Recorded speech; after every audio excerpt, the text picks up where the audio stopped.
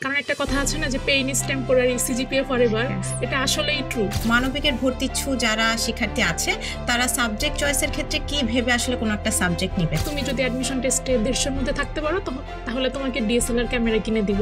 আমরা জানি যে আপনি স্কুলে সায়েন্স পড়েছিলেন, তারপর কলেজে আপনি সায়েন্স থেকে হিউম্যানিটিসে শিফট করলেন। যারা অ্যাসিস্ট্যান্ট ম্যানেজার হিসেবে কর্মরত থাকেন এদের জন্য ইয়ারলি 20টা টিকিট ফ্রি থাকে, nationally and internationally. Failure is the pillar of success.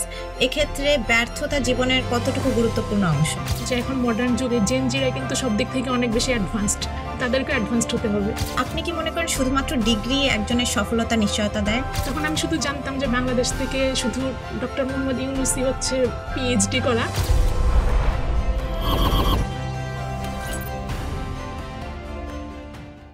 সুপ্রিয় দর্শকবৃন্দ, আসসালামু আলাইকুম। পরিশ্রম সফলতার চাবিকাঠি, এই প্রবাদটির সাথে আমরা সকলেই পরিচিত। তবে কিভাবে পরিশ্রম ও অধ্যাবসায় কাউকে সাফল্যের শীর্ষে নিয়ে যেতে পারে, তার উত্তরই আজকে জানার চেষ্টা করব আমাদের আজকের ক্যারিয়ার ভাবনার এপিসোড 7-এর বিশেষ অতিথির কাছ থেকে। আমাদের সাথে আছেন সানজিদা ইয়াসমিন। তিনি বর্তমানে কর্মরত আছেন বিমান বাংলাদেশ এয়ারলাইন্সের অ্যাসিস্ট্যান্ট ম্যানেজার হিসেবে। তার পাশাপাশি তিনি 4 থেকে 5টিরও বেশি ব্যাংক চাকরির পরীক্ষায় অর্জন করেছেন অসামান্য সাফল্য। তাই আজকে আমরা তার এই সাফল্যের মূল মন্ত্রই একটু জানার চেষ্টা করব। কেমন আছেন? জি আলহামদুলিল্লাহ ভালো, আপনি কেমন আছেন? আলহামদুলিল্লাহ ভালো আছি।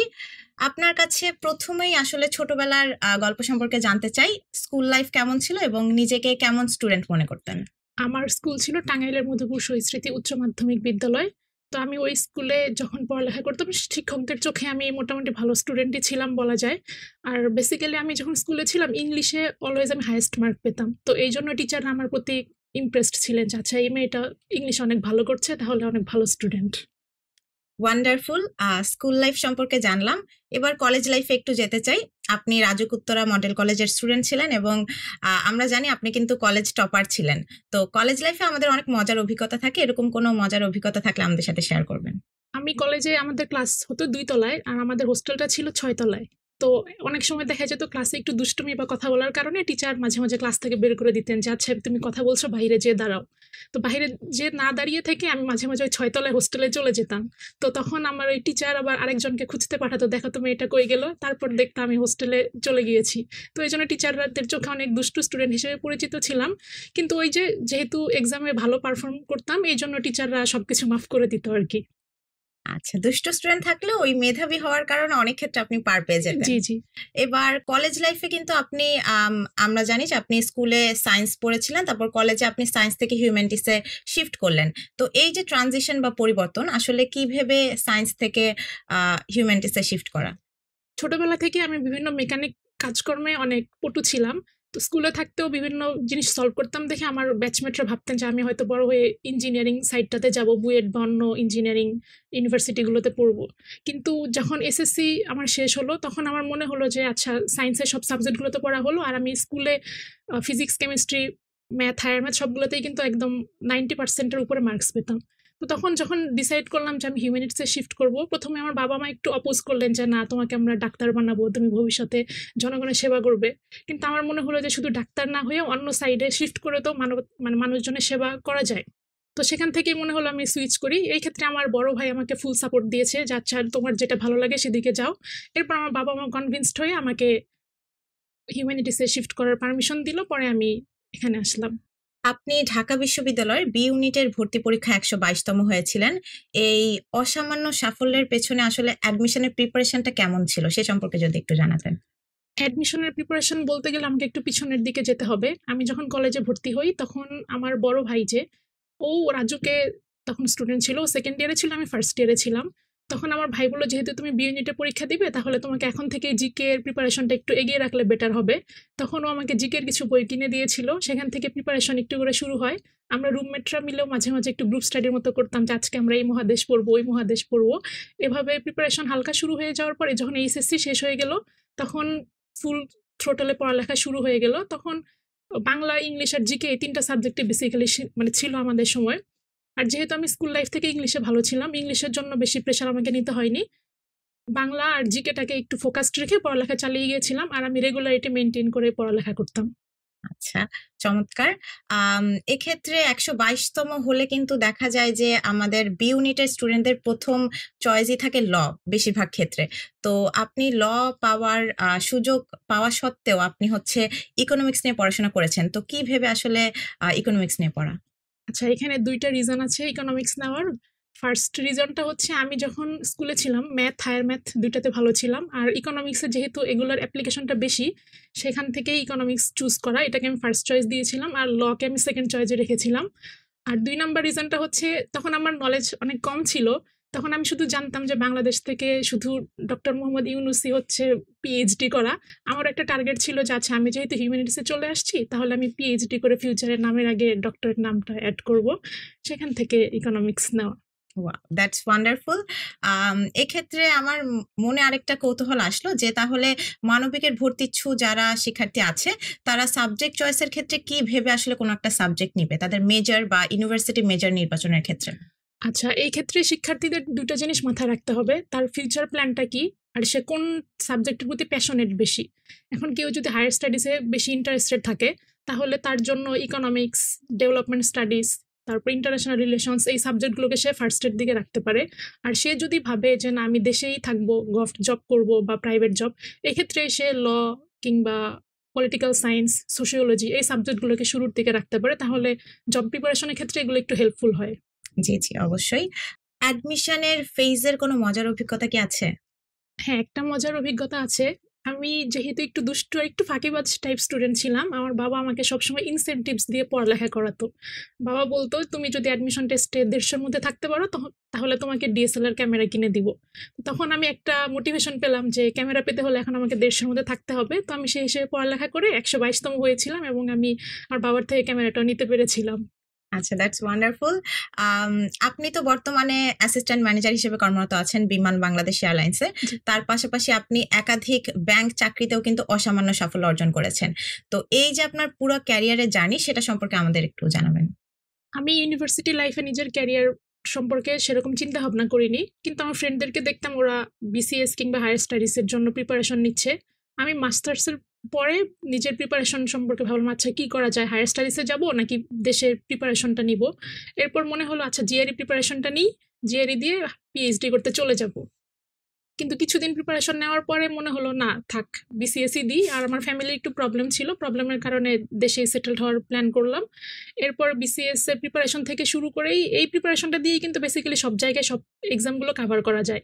এই বিসিএস দিয়ে ব্যাংক, প্রাইভেট ব্যাংক কিংবা আমাদের যে অটোনোমাস অর্গানাইজেশনগুলো আছে এখানেও এই প্রিপারেশন দিয়েই সবকিছু কভার হয়ে যায়।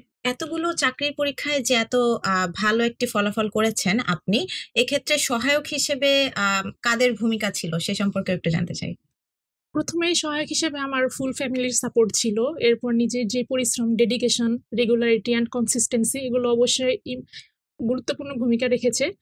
এরপর যেটা না বললেই নয়, আমি 45 রিটেনের সময় উত্তরণে ভর্তি ছিলাম। তো উত্তরণ যেভাবে আমাদের এক্সাম পেপারগুলো ইভালুয়েট করতো, যে ফিডব্যাকগুলো দিত, এগুলো আমার বিভিন্ন এক্সামে কাজে লেগেছে। উদাহরণ হিসেবে বলা যায় লাস্ট যে আমি বিমান বাংলাদেশ এয়ারলাইন্সের পরীক্ষাটা দিলাম, এখানে যে রিটেন এক্সামটা ছিল এটা কিন্তু ফুললি বিসিএস এর মতন রিটেনটাই হয়েছিল। তো এখানে আমি উত্তরণে যে ফিডব্যাকটা পেয়েছিলাম সেই হিসেবেই লিখলাম, যে ইনস্ট্রাকশনগুলো দেওয়া থাকতো খাতায় সেভাবে লিখেই আমি মনে হয় জবটা পেয়েছি। আপনি তো একাধিক ব্যাংকে বিভিন্ন উচ্চ পজিশনে হচ্ছে আপনি সুযোগ পেয়েছেন। তারপরও বিমান বাংলাদেশ এয়ারলাইন্সে এখন বর্তমানে কর্মরত আছেন। তো এটার পেছনে আসলে কারণটা কি? আচ্ছা, এটার পিছনের কারণটা হচ্ছে যখন আমি ৪টা-৫টা জব অলমোস্ট ১ মাসে পেয়ে গেলাম, তখন আমি একটু রিসার্চ করলাম যে কোন জবটার প্রস অ্যান্ড কনস টা কেমন। তখন আমি যখন জানলাম বিমান বাংলাদেশ এয়ারলাইন্সে যারা অ্যাসিস্ট্যান্ট ম্যানেজার হিসেবে কর্মরত থাকেন, এদের জন্য ইয়ারলি ২০ টা টিকিট ফ্রি থাকে ন্যাশনালি অ্যান্ড ইন্টারন্যাশনালি। তো তখন মনে হলো আমি যদি কোনো ব্যাংকে জব করি, তাহলে আমি ইয়ারলি ২০ টা টিকিট হয়তোবা এফোর্ড করতে পারব না, যেটা আমাকে বিমান বাংলাদেশ এয়ারলাইন্স ফ্রিতে দিচ্ছে। আর এছাড়াও ২০ টার বাইরেও আরো কিছু টিকিট থাকে যেটা আমি হয়তো 90% অফে পেয়ে যাব। তো এই সুবিধাটা আসলে অন্য কোথাও পাওয়া যাবে না, যেটা আমি বিমান বাংলাদেশ এয়ারলাইন্সে পাচ্ছি। এ কারণেই এই অর্গানাইজেশনটাকে চুজ করা। ভেরি ইন্টারেস্টিং আপু, খুবই ভাল লাগলো শুনে। এবার একটু জানতে চাই যে আপনি তো অনেকগুলো ব্যাংক পরীক্ষাও দিয়েছেন, তার পাশাপাশি অ্যাসিস্ট্যান্ট ম্যানেজার হিসেবে এখন কর্মরত আছেন। তাহলে ইকোনমিক্সে পড়ে আর কি আসলে সম্ভাবনা আছে? শুধু কি ব্যাংক বা আমাদের এই ধরনের চাকরি কি শুধু ওপেন নাকি আরো কিছু আমাদের জন্য ওপেন আছে ফিউচারে? আচ্ছা, ইকোনমিক্স ফিল্ডটা কিন্তু অনেক ভ্যাস্ট একটা ফিল্ড। ইকোনমিক্সে পড়ে ইন্টারন্যাশনাল অর্গানাইজেশনস গুলোতে জব করা যায়, যেমন আমার ডিপার্টমেন্টের কিছু সিনিয়র আছেন যারা ইউএনডিপিতে কর্মরত আছেন জেনেভাতে, আবার ওয়ার্ল্ড ব্যাংক, আইএমএফ কিংবা আমাদের যে এশিয়ান ডেভেলপমেন্ট ব্যাংক, এখানেও অনেক সিনিয়রাই কর্মরত আছেন, আমার ব্যাচমেটরাও আছেন। তো ইন্টারন্যাশনাল অর্গানাইজেশনগুলোর পাশাপাশিও কেউ যদি রিসার্চ সেক্টরে ইন্টারেস্টেড থাকে, সেই ক্ষেত্রে তারা আমাদের দেশে কিংবা বিদেশেও জব করতে পারে। আবার আমাদের দেশে যে রোহিঙ্গারা আসছেন, এখানেও কিন্তু অনেকগুলো ইন্টারন্যাশনাল অর্গানাইজেশনস কাজ করছে, এখানেও অনেকে কাজ করার সুযোগ পেয়ে থাকে। আর রিসার্চ সেক্টরের কথা বলতে গেলে আমাদের ব্যুরো অফ ইকোনমিক রিসার্চ আছে, এর পাশাপাশি বিআইজিডি আছেন, এটা ব্র্যাকের একটা প্রোগ্রাম। আর আমাদের সানেম যেটা আছে, আমরা পেপার খুললেই সানেম দেখতে পাই, তো এগুলোতে কাজ করার একটা সুযোগ থাকে। এর পাশাপাশি কেউ টিচিং প্রফেশনসে যেতে পারে, এছাড়াও অটোনমাস যে অর্গানাইজেশনসগুলো আছে, যেমন আমি যেখানে আছি এয়ারলাইন্সে, এখানে অনেকে আসতে পারে। তো ইকোনমিক্সের ফিল্ডটা অনেক সম্ভাবনাময়, এটা আসলে কখনো শেষ হবে না যে এখানে যেতে পারবো না, ওখানে যেতে পারবো না। আমার দৃষ্টিতে মনে হয় এখানে কোনো লিমিটেশনস নাই, যেদিকে ইচ্ছা সেদিকেই যাওয়া যাবে, একদম মুক্ত পাখির মতন। রিসেন্টলি আমাদের ঢাকা বিশ্ববিদ্যালয়ের বি ইউনিটের পরীক্ষা হয়ে গিয়েছে এবং রেজাল্টও দিয়ে দিয়েছে। তো সাবজেক্ট চয়েস যেহেতু চলছে এখন, সামনে তারা ভর্তি হওয়ার পর আসলে তাদের স্টেপটা কেমন থাকবে, তারা কি করবে? আমার মনে হয় একটা স্টুডেন্টের প্রথম ডিউটি হচ্ছে পড়ালেখা করা। তো ফার্স্ট ইয়ারে ওরা পড়ালেখা তো করবেই, এর পাশাপাশি বিভিন্ন এক্সট্রা কারিকুলার অ্যাক্টিভিটিসে যুক্ত হবে। বিশেষ করে ক্যারিয়ার যে সোসাইটিগুলো আছে সেখানে তারা বিভিন্ন অ্যাক্টিভিটিসে যুক্ত হবে। আর সেকেন্ড ইয়ারে যে এরা চিন্তা ভাবনা করতে পারে যে সে কোন সেক্টরে যেতে চায়, যেমন কেউ যদি হায়ার স্টাডিসে ইন্টারেস্টেড থাকে এবং তার রেজাল্ট ভালো থাকে তাহলে ওই হিসেবে প্ল্যান করবে। আর কেউ যদি দেশের জবের জন্য প্রিপারেশন নিতে চায়, সেই হিসেবে প্রিপারেশনটাকে একটু শানিত করার জন্য সে ডেইলি পেপার পড়তে পারে, একটু ম্যাথ, ইংলিশ এগুলো প্র্যাকটিস করতে পারে। কারণ মানবিকের স্টুডেন্টদের মধ্যে নর্মালি দেখা যায় এই ম্যাথ প্রতি যে ভীতিটা, এটা অনেক বেশি কাজ করে।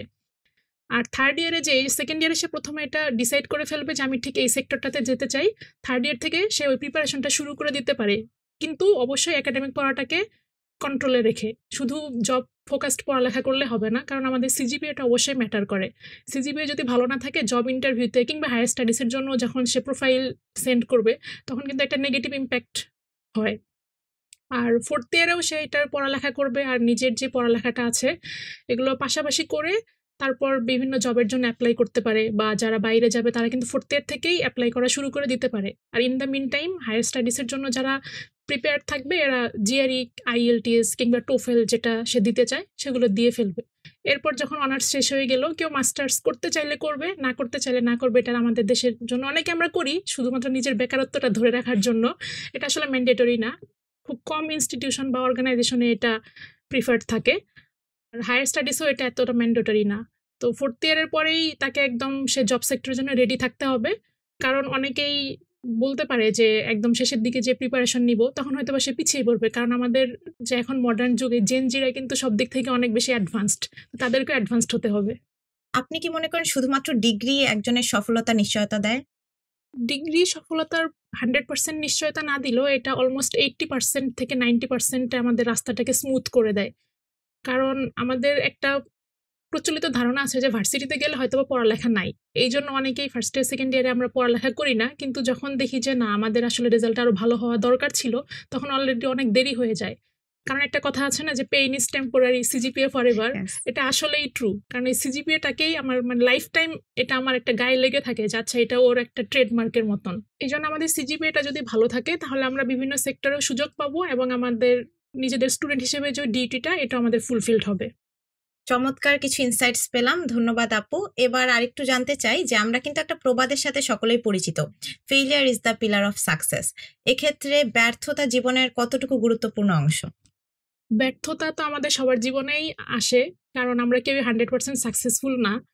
তো আমার এই ক্ষেত্রে একটা মজার অভিজ্ঞতা আছে। আমরা যখন জব প্রিপারেশনটা শুরু করি, আমরা যারা ঢাকা ইউনিভার্সিটির লাইব্রেরিতে পড়ালেখা করতাম, তো শুরুর দিকে তো আমরা সাকসেসফুল হই না, দেখা যায় কোনো একটা এক্সামে ফাইনালি উত্তীর্ণ হতে পারি না, হয়তো ভাইবা বা রিটেনের পরে বাদ পড়ে যাচ্ছি।